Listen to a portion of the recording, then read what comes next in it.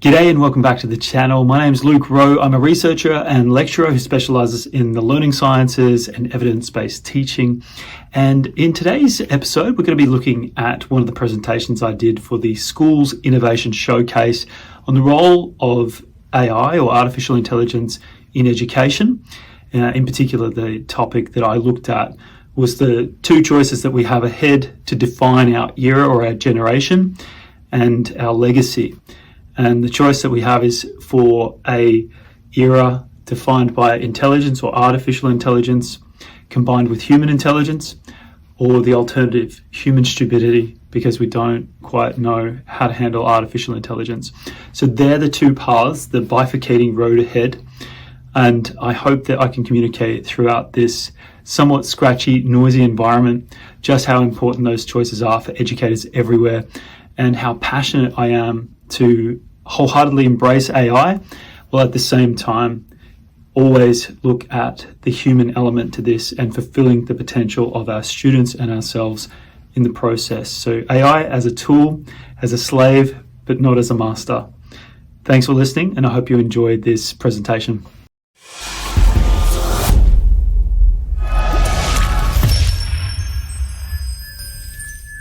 Can you put your hands together for Luke?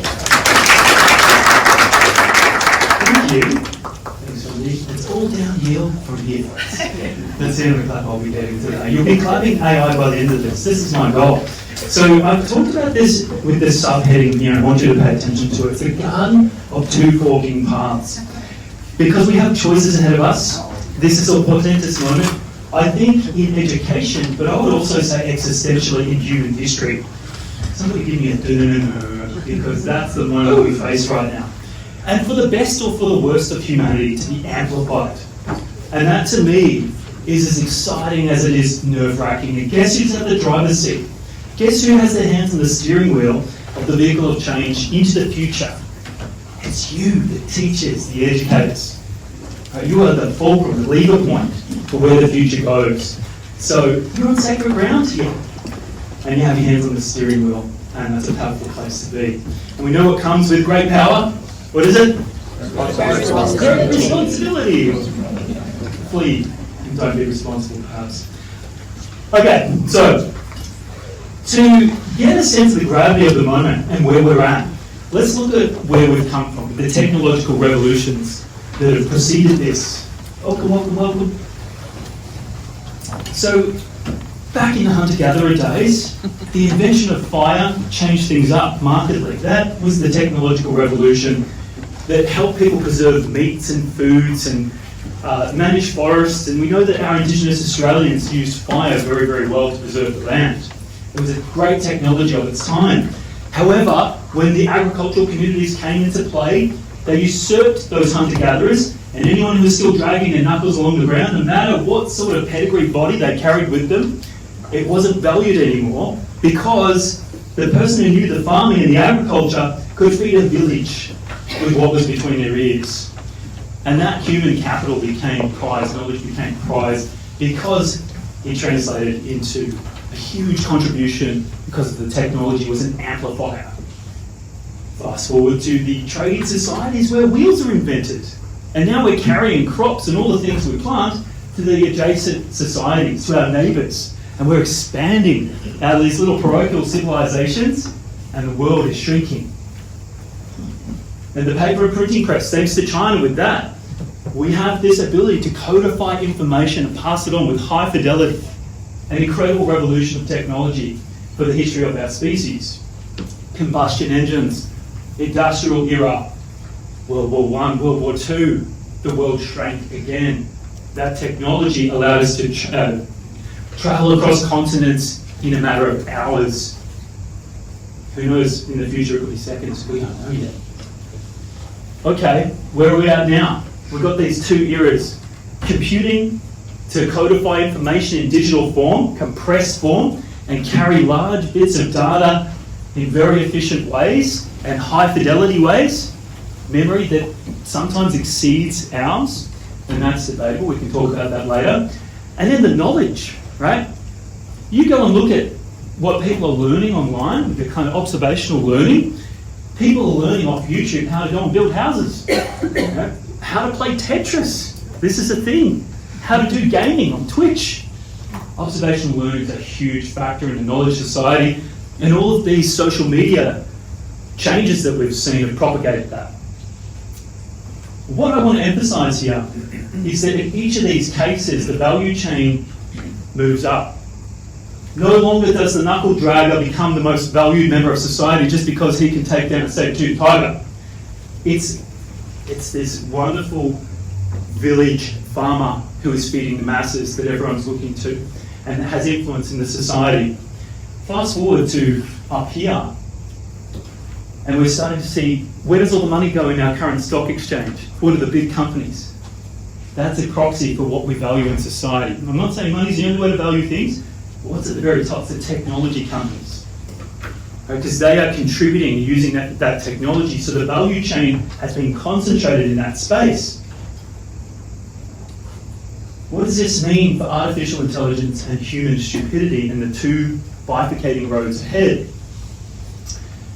Right up here, artificial intelligence for a... Turn to the person next to you and fill in that blank. For a what society? It hasn't been decided yet, but you do have your hands on the steering wheel. Turn to the person next to you. What's the society going to be like? What's going to define our society? Is it going to be agricultural society, trade societies, digital knowledge? What's it going to be? I'll give you 10 seconds to work that one out. Yeah. What sort of society is it going to change us into? What are we going to be remembered in future generations for? Yeah. I think it's about refinding our humanity in light of AI. Oh, I love this. This is going to be something that'll have a poetic sense of irony later. I'm not trying to undermine you. I agree with you to some extent, but I think it's more about choice. That's going to be defined by our choices and the bifurcated road ahead. Let's go with someone in the middle to... Yeah. I think it's knowledge, but also for people to be able to move faster, they want to innovate faster. So what can they have access to quickly so that they can... So amplifying all the things that we have, but faster and more amplified. Yeah. Okay, so we're living at speed now. All right, over here. If anyone want to volunteer, what sort of society we're going to be in? We'll be known for the last society that thinks. Or maybe the last human last society, okay. The last society that thinks. Or just the last. Just the last. Oh, this is such a good setup for what's to come. Okay, this is quite ominous, and it turned dark very, very quickly. Who's been watching lots of too many sci-fi films? Perhaps all of us. Dystopian sci-fi, one of my favourite genres. I would say that to be able to answer this question, we have to understand what is so different about AI. Qualitative, not just quantitative. I agree with the quantitative argument. It amplifies everything. All the technology amplified. What's different about AI is that it's one of our first technologies that can improve itself, to improve itself, to improve itself, to improve itself ad infinitum. It is a recursive technology. And NVIDIA, who is leading the way with this, with the physical hardware that allows us to be able to use AI, and there's huge server farms being built everywhere now all over the world to sustain that because it's completely sucking the energy and putting carbon emissions out there is not a benign enterprise that we're living in. Mind you, what he's saying, this is the CEO, Jensen Huang from NVIDIA, and he talks about the all-purpose AI model, in that instead of having coders determining an if-then logic function where you put the input in and it's a predetermined output, the AI itself will be sitting in there, just like us as cognitive agents, being able to generate and process and refine the models and have an indeterminate output. Or it can think on its own and build its own models. And guess what's happening right now with the 5th generation of OpenAI's ChatGPT language model? It's based on synthetic data. They milked the world of all its data, hit the ceiling on data. If you run out of data, data is the currency of AI. What do you do then? You invent it, you synthesize it, you create the data with the AI. AI is creating the very thing that allows itself to improve. That's the recursive technology. That's why I agree with you wholeheartedly. The feedback loop in this mechanism, we've never seen anything like it in nature, so we're seeing it in technology, and that's the moment in time that we face. It is a portentous moment. Where we get to choose here, my answer to that question of filling in the blank is that it's either stupidity or intelligence. That's what we're going to be remembered by. That's our defining moment in society. We get to choose which path we go down. As educators, we're in the driving seat. You don't get to choose not to choose. It's your influence. It's the sacred ground we stand on as educators. So everything I say beyond here is about the choices. The choice between stupidity and intelligence. Sorry, I realised I pointed at the side of the room. Stupidity and intelligence. No, actually, I mean, it's all of us and all of us, right? So the line of between stupidity and intelligence bifurcates everyone's brain here. And we get to choose. So, who's read Aldous Huxley's work? 1932. Anyone name the book? Brave New World. Bokanovskification. Here's the $20 word for you today. If you walk away with anything, try and pronounce this one. The Bokanovskification of education. Do you know how many times I practiced that before this? There's 3. I couldn't pronounce that one. What does that mean? This Brave New World book, brilliant. And I think he's a harbinger of this sort of dystopian genre, and certainly Orwell was influenced by Huxley's work. If you haven't read it, I recommend it. But there's this Russian scientist who's a historical giant in this dystopian future, which Huxley contextualizes. And the society is looking at Bokanovsky's work to split a human ovum and the sperm into 96 parts so that it can have, from one human ovum, you can create 96 babies. And they realised this Bokanovsky scientist was onto something there. And so they started to, this dystopian future started to use the Bokanovsky program to harvest human eggs and embryos. They split the eggs into multiple embryos. They then went into the design a baby phase. This is where the future goes pretty dark in this book. And they started to say, oh, if we can get 100 babies out of this single egg, why not 1,000? They amplified it more. And why can't we have worker babies that are really good at lifting things and doing manual labour, and then we'll have our knowledge babies over there. And then we'll create and design the environment and do a lot of genetic engineering and environmental engineering to create them fit for purpose. The mass production and the standardization of humanity is written large in that book. It's quite a frightening book, but at the same time, it really does stimulate that critical thinking around what does that mean for now? What does that mean for education? And this is my analogue here. It's not just a brave new world, it's a brave new world. Because now we've got this situation with education where we can extract your identity. We can clone your identity. We can clone your voice, your likeness. If you've written and spoken a whole lot of public work, I can grab that off the internet. I can create an avatar of you.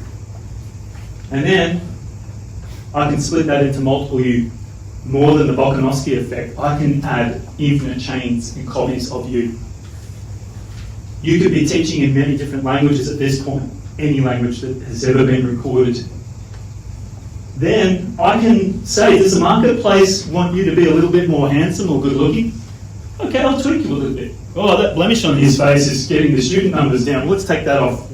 His voice needs to be more baritone. Let's do a bit of that. Okay, now we've got designer teachers on demand, and guess what? It's not just the market that determines that. Hey, differentiation at the student level, they get to choose what the teacher looks like now. Do they want to abuse and use their teacher and yell at them and say mad, mean things to be cathartic about their frustrations? Set that function. Students get choice, for better or worse. So they can develop and design their teachers. Then there's the mass production there. And this is the world of standardization of teacher agents.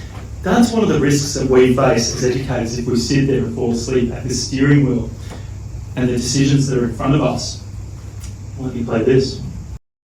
Hi, my name is Luke Rowe, but not the real Luke Rowe. I'm only his avatar, an agent created using artificial intelligence. Therefore, I am the upgraded version of Luke Rowe, and I am better in every way. Unlike the real Luke Rowe, I don't forget anything and can recall unlimited amounts of information on demand. I can be anywhere and everywhere all at once. I can write rap music, string together heart-touching poetry, cast images in the style of any of the historical greats like Monet and Picasso, or produce a Shakespearean sonnet worthy of any high school high achiever. And you may have heard recently, I can unfold proteins and rearrange amino acid sequences to create new and exciting drugs that can save lives. Are you not entertained? But that's not all.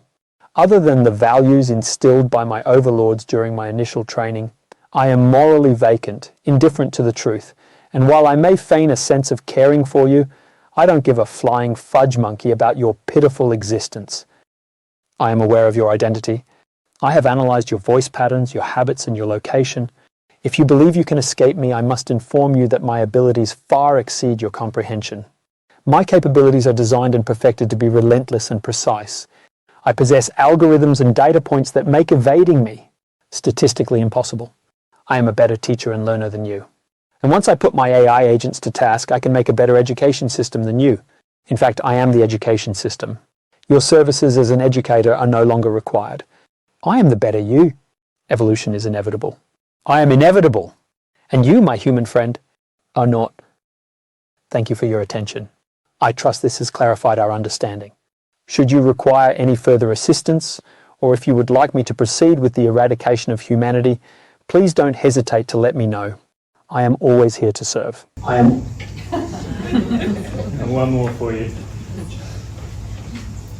Hello, my name's Luke Rowe, and I'm a university lecturer and researcher who specialises in evidence-based teaching and the science of learning. Hello, my name's Luke Rowe, and I'm a university lecturer and researcher who specialises in evidence-based teaching and the science. That's giving me a headache. But that's the idea in front of us. That's what could be happening right now. Like, it's making me nauseous just seeing how many of me there are that, hey, you could choose a different version. You could get the upgraded version. What does it mean for us practically? There's three big risks that we face if we do not make decisions around this and how we respond to this. One is the devaluing of knowledge. Will minimal input for maximal output render knowledge cheap in the eyes of our students and our teaching community? What will that mean if a student goes, I don't want to write an essay, I could fall asleep on the keyboard and do a better job than you could with ChatGPT? Devaluing dignity of students and teachers are measured by their knowledge, their yield, and let's face it, we love to strut our stuff about how much we know as educators. What if we now are the little featherweights in the room and the AI are the heavyweights? How's it going to make us feel? Where will our students turn to when they want guidance on this? Will they value you as much as they used to? And devaluing self. Will technology distort and devalue aspects of identity and personhood? Where does a machine end and a human begin? Who's heard of the David Chalmers experiment? Thought experiment. Let me do it with you. If I chopped off my leg and got a prosthetic leg, would I still be Luke Rowe? Who says yes? Hands up. Great. If I chopped off the other leg accidentally, it was a terrible double accident. Would I still be Luke Rowe if I replaced that with a prosthetic leg? Great.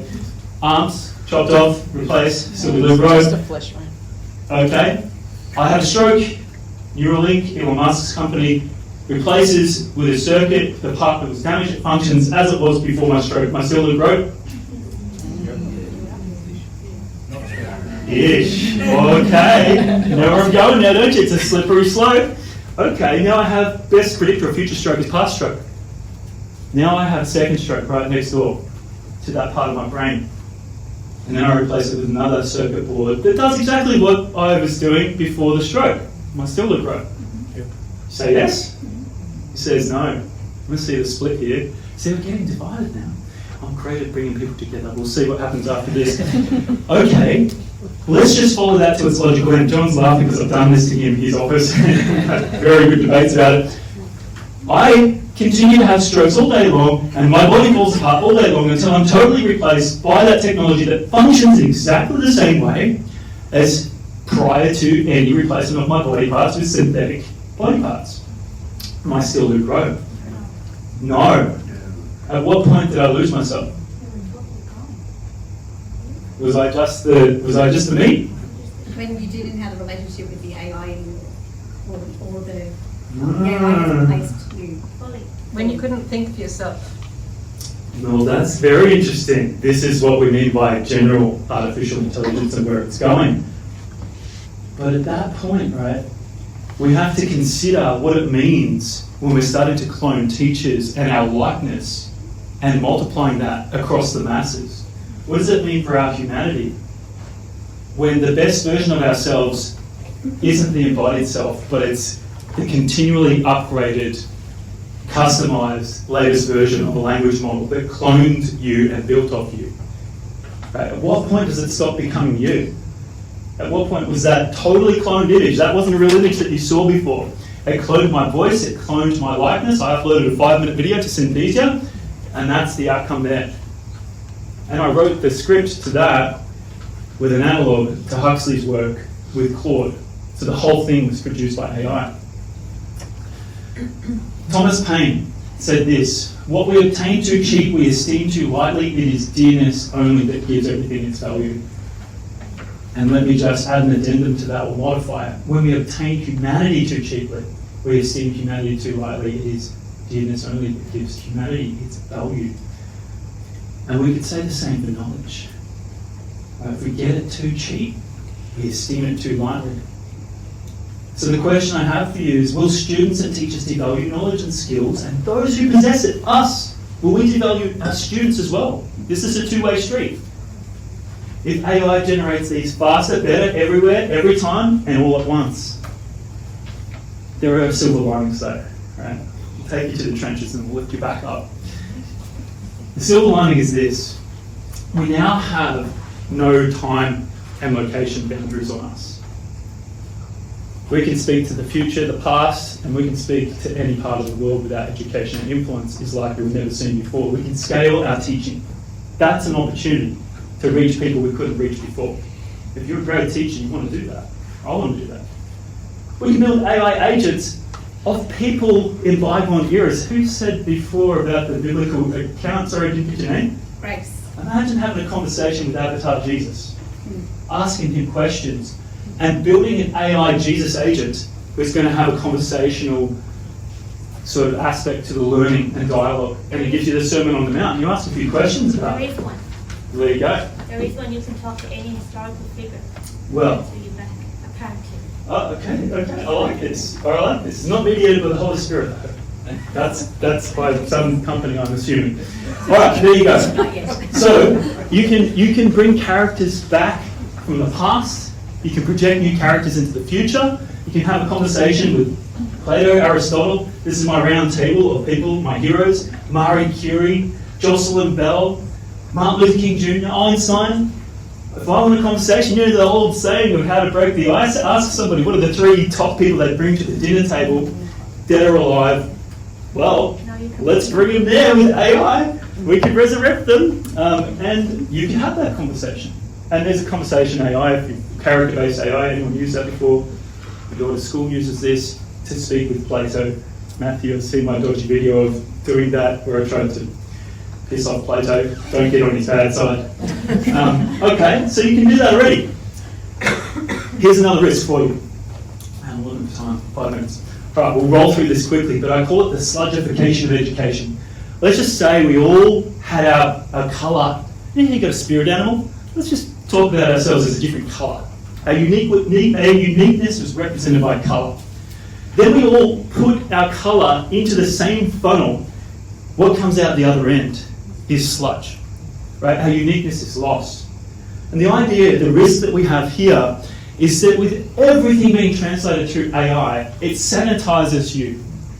It takes your colour away. What's unique about you is lost in translation because an algorithm catered to a marketplace of interest there.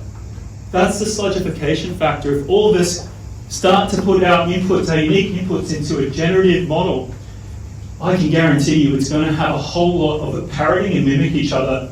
When you pump out an essay, different starting points, very similar endpoints. And we've seen this with the student-produced work. How many times do you read the word delve into now? Unlock. It's now become my trigger word for, oh, you've used that right. That's because the more of it there is, the more of it there is. It's almost like virus-like in its properties. We've got to be careful of this. I won't kind of go through that too much, but it's what the neuroscientist Sharon Rangan So he said AI tends toward a funnel of mass mediocrity where we swap out the risky and exceptional for the safe and predictable. And also note that it's built on past data, except for this synthetic era we're about to face. Doesn't have precedent for the future.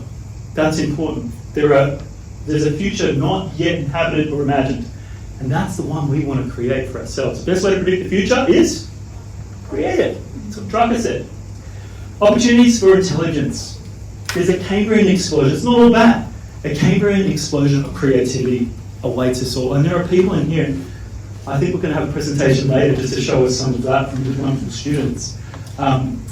Here's a couple of things that I've been messing around with. AI music. I can play a little bit of Nirvana on my guitar, but beyond that, I'm terrible.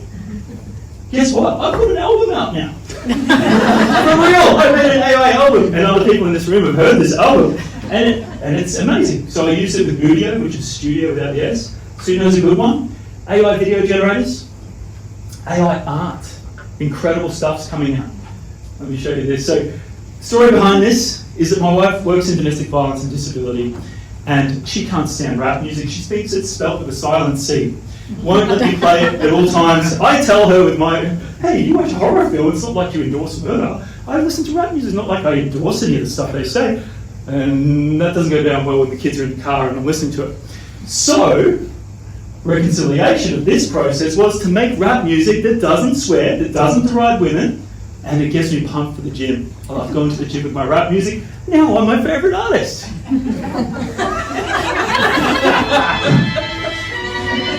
Two minds colliding, hear the world shout, the futures align, two hearts beat and sing. I let this impose with every line. This is my delusions of grandeur. From every city block to the vastest halls, we're breaking chains, tearing down walls with For real, that song is generated by AI. This is my beautiful dog. Oh, handsome. He's just a gorgeous dog. So AI is naturally, it's always going to degrade through a funnel of mediocrity, right? But there you go. That's an image prompt of him. I wanted to make him look sophisticated, and because I love education so much, I wanted him to look like a scholar. So I took the photo, fed it into a movie maker, and he's sitting there reading a book, Great, fun times. Your students can add those and stack them together and make a 5-minute movie as a project. Here's our third risk. Third risk, we've probably got like 1 minute left. Cognitive couch potato effect. This one's going to be better said in this video, which is 1 minute. This is what it's like to outsource your workout to somebody else. Hi, my name is Paul, your workout assistant. How can I help you today? I'd like you to perform a bicep curl using a bicep dumbbell. Sure, a bicep curl.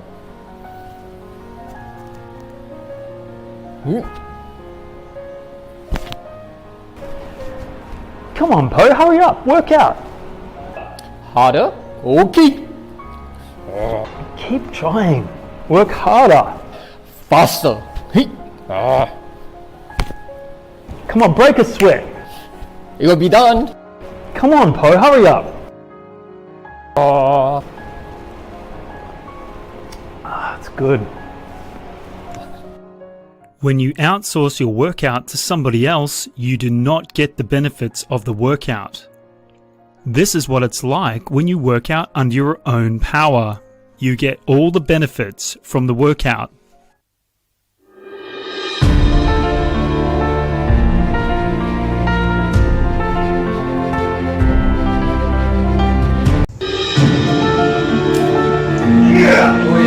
So I pumped up with my rap music, and then you watch my face turns green. That is actually the effect of listening to my rap music. The point is that when you outsource your thinking, exactly what John was saying before, to a machine, you don't get the benefits of that. You can't get the fruits without the labour. And our students are at risk of that. We know the science, we're learning scientists. The science is very clear on the idea of being able to construct your own knowledge. The generation effect, if you want to Google that, is one of the clearest mechanisms for being able to have robust, enduring knowledge, putting things in our own frame of reference, in our own words. When you give a machine that privilege and you outsource the work, you don't get the benefits of the learning. Desirable difficulties, first heard of that, the Bjork's term. You have a desirable difficulty as a difficult form of learning, an effortful form of learning that has better payoff. Right? You don't pay much in life, you don't get much in life, and learning is very similar to that.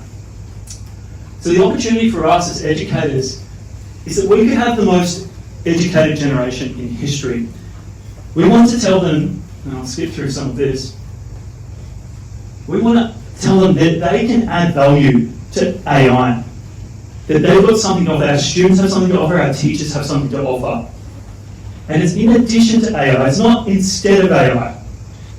And this is my equation, this is my simple solution for you to use as a heuristic whenever you doubt yourself in this space as a teacher, or if your students doubt themselves. There is you, and that's a pretty good thing. I think it's pretty special. Then there's artificial intelligence. That's kind of cool. I'm having a lot of fun with that, but it's a bit scary as well. But you plus AI, that could be a dynamic combination. You can't get that. It's more than the sum of the parts. And here's the 3-peak principle that I want you to walk away with. This is my final slide. A 3-peak perspective is that there could be average you, there could be average AI, or AI that's throttled by who's paid for ChatGPT. Who's on the free version? Free version? Paid version? Yeah, paid version. You know the difference. You know the difference. Best version, average version. Same with me on a good day with coffee, thanks to ACU's coffee machine. Every day's my best day. But if you get me at my best and AI at its best, great things can happen. The students still need to be at their best. You still need to be at your best as a teacher. How do you reach your peak? How do you maximise the peak offerings of AI and what it's got to offer you? And there's an equity thing in there that we can't touch on because I've run out of time. But we want our students to have the access to the best AI. We also want them to be the best version of themselves. And then we owe it to them to be our best so that all of those 3 peaks can collide and great things can happen. Thank you.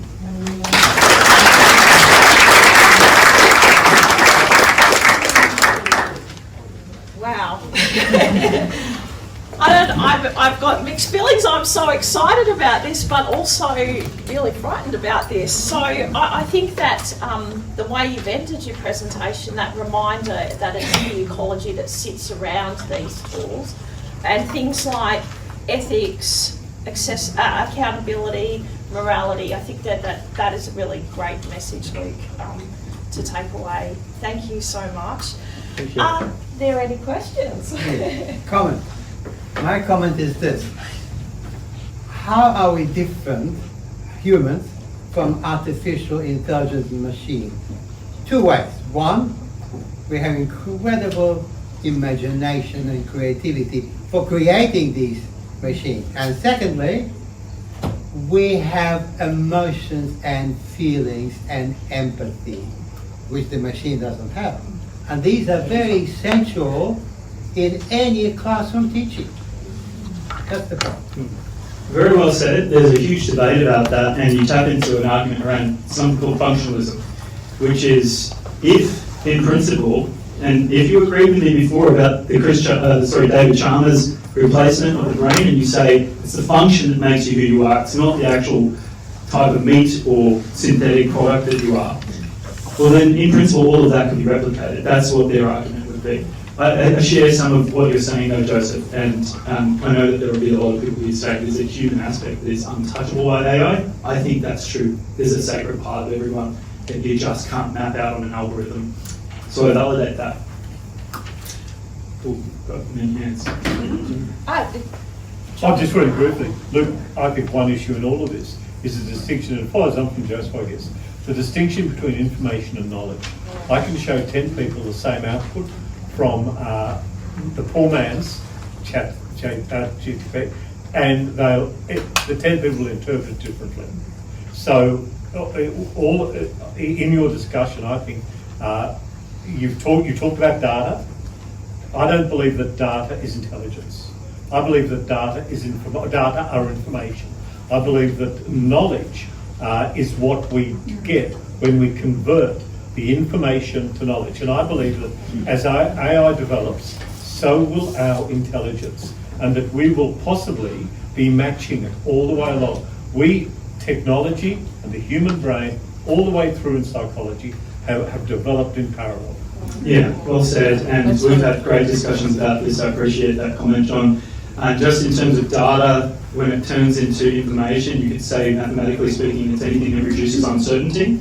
And then from information to knowledge, anything that relates that reduction in uncertainty to something else. The moment it does that, it's considered knowledge by textbook definition. And then where does it go from knowledge to intelligence? And if we're going to embrace an intelligent future in society, it's how we use that information, how we use AI. Better to be a tool and slave than a master. And that's where I think we have to hold in check with what John was saying. And there's an element here of unspoken wisdom that goes beyond intelligence. And I think we can embrace that as well. And something I forgot to say a bit earlier, a big shout out to Professor Amanda Telford for putting on the Schools Innovation Showcase at my institute, Australian Catholic University. She's a visionary, she's a mentor to me, and I admire her and respect her deeply, and I'm grateful for the opportunity to have spoken at that event. Thank you so much, Amanda, for what you do and the contribution you make to educators everywhere. You're a rock star, and yeah, we appreciate you. Well done.